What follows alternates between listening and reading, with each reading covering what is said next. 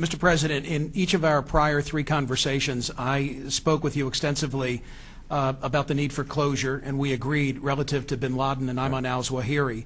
And as a matter of fact, and this is well documented, I've written and spoken about it extensively, things that you said during the course of the campaign played a critical role in my personal decision-making pertaining to the 2008 election. So I feel I'd be derelict in my duty if I didn't come here today and say, where are we? I know we've had a major victory recently with the #1 individual for the Taliban in those tribal regions, but pertaining to bin Laden and Ayman al-Zawahiri, where is it? Well, here's where we're at. We are continuing to ramp up the pressure in Afghanistan.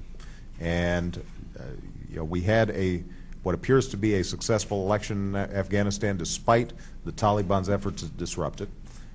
You've got General McChrystal now over there and more troops who are putting pressure on the eastern and southern portions of Afghanistan.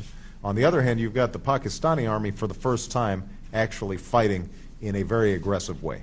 And that's how we took out Batullah Masood, right, the top Taliban leader in Pakistan, who was also one of bin Laden's key allies.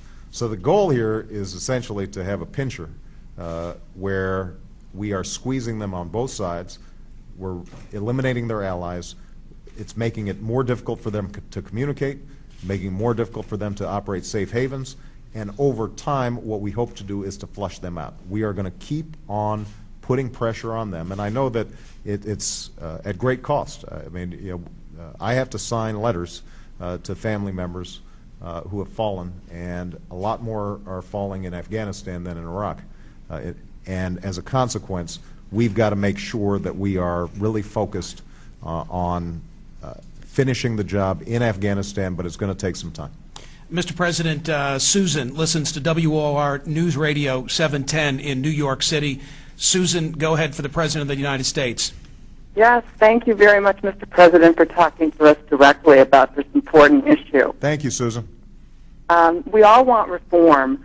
I guess it's really a matter of what the best solution is. And a lot of us feel that the federal government is just not equipped, or it's their role to be getting involved in delivering health care services. And we're very concerned that most of the money will actually go, instead of taking care of people, it will go to, the cost of administering a huge government bureaucracy. Why not do something more like giving incentives to the states? Like here in New York, we already have free health care for people who can't afford it.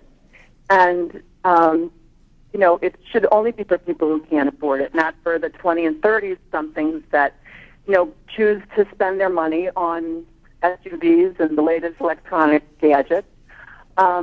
And it's not free because we all know that we're going to be paying for it, and it should be only for the people who can't really afford it. And we want to have our own health care decisions locally, and we don't want the federal government making those decisions. Is there a state solution here, Mr. President? Well, look, first of all, Susan, I think that it's important to understand that part of the health reform proposal that we've put forward would involve the states.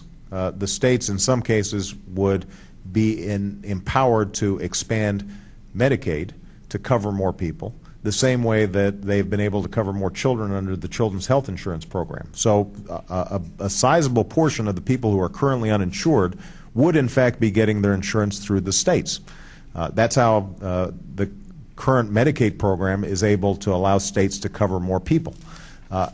Keep in mind that nobody's talking about the government administering all of health care. What we're talking about here is a public option that people could sign up for, but in that situation they'd have to operate like any private insurer. They'd have to be collecting premiums and so forth. The track record for government administering health care actually is surprisingly good. Medicare, for example, a government program, has much lower administrative costs than private insurers do. Now, part of it is because they don't have, either somebody's qualified or they're not, and so signing them up is a lot more automatic.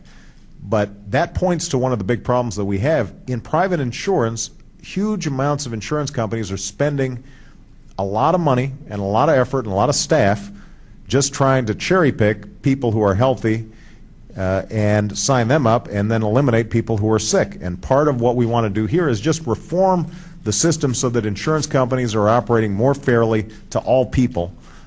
If you're young, actually, it's easier to get health insurance these days. The really tough population are folks who are from 50 to 64. Maybe they just got laid off. Maybe they're self-employed. They have a whale of a time trying to buy health insurance, and we want to make sure that there is a market for them. The last point that I would make is that you mentioned the fact that a lot of young people opt out. One of the things that we would do under reform is to say, if you want, you can stay on your health insurance or your parents' health insurance up to the age of 26. That would cover a lot of young people who, they fall in that gap. Their first job does not necessarily offer them insurance. It gives them a way of having coverage until they get that job that has a little bit more security. You're needed across town. I appreciate very much the privilege of coming to the White House, Mr. President. Thank you so much for being on the Michael Smerconish program. Mike, it's always a pleasure, and I want to thank all your listeners. Terrific questions. There's a great dialogue that takes place on this show, and I just hope that we can continue that dialogue in the same spirit to solve some of America's big problems. Thank you, sir. I'll be back in just a moment from the White House.